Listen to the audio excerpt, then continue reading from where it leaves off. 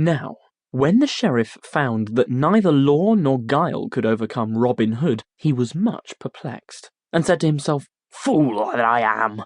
Had I not told our king of Robin Hood, I would not have gotten myself into such a coil.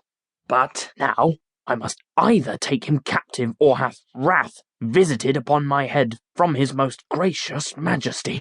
I have tried law and have tried guile, and I have failed in both. So I will try what may be done with might."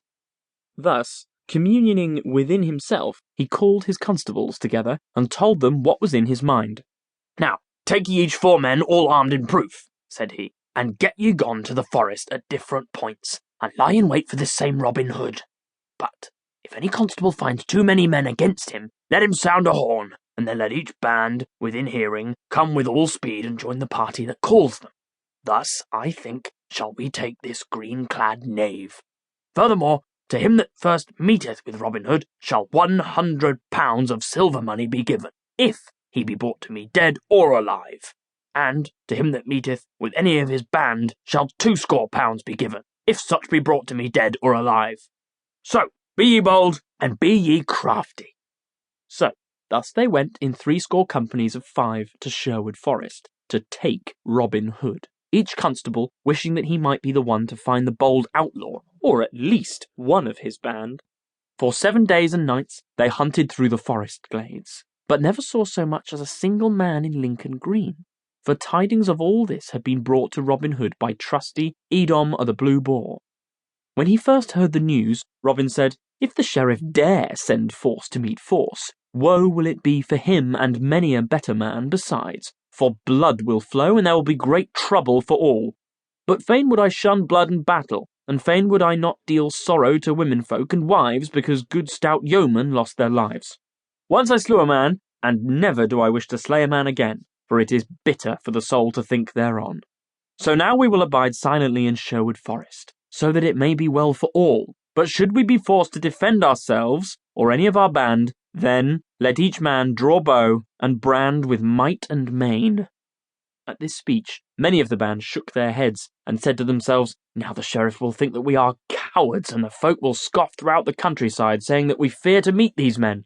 But they said nothing aloud, swallowing their words and doing as Robin bade them. Thus they hid in the depths of Sherwood Forest for 7 days and 7 nights, and never showed their faces abroad in all that time.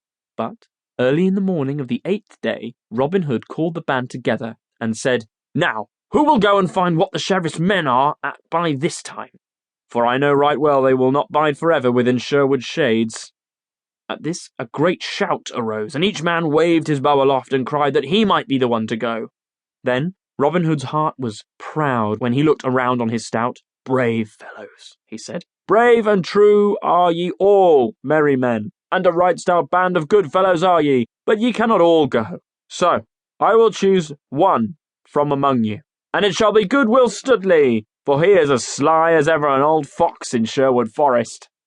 Then Will Studley leaped high aloft and laughed loudly, clapping his hands for pure joy that he should have been chosen from among them all. "Now, good thanks, good master," quoth he, "and if I bring not news of those knaves to thee, call me no more thy sly Will Studley."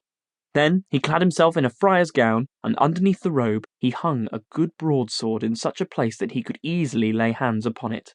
Thus clad, he set forth upon his quest until he came to the verge of the forest, and so to the highway.